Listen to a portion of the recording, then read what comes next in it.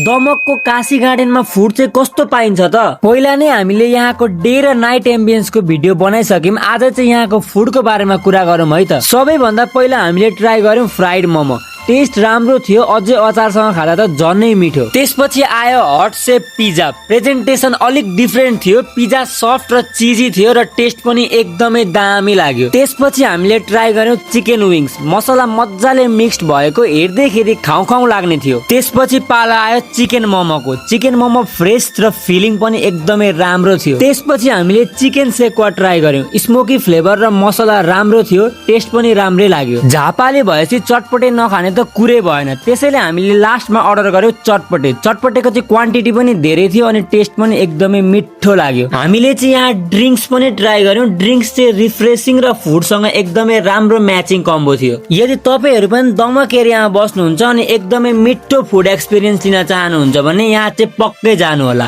हामी त गयौं, तपाईहरु चाहिँ कहिले जाने त?